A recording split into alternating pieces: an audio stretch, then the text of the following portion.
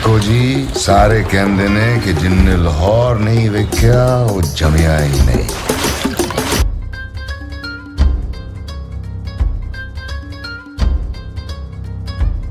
That for me, my country comes first. Nothing else matters to me but my country.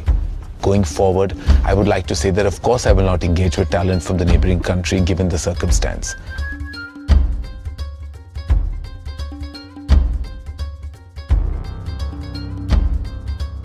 And there was this full-blown sort of momentum towards people coming to see Pakistani films. Most of them were actually breaking even or suffering losses, but there were some breakthrough ones. And then all that ban happened last year, sometime in October, November.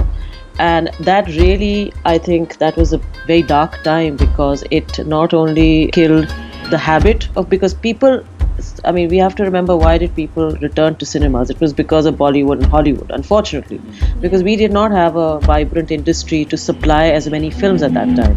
So people got back when Indian films were allowed in, and that's what got the cinemas going. And the multiplexes started being built and all of that.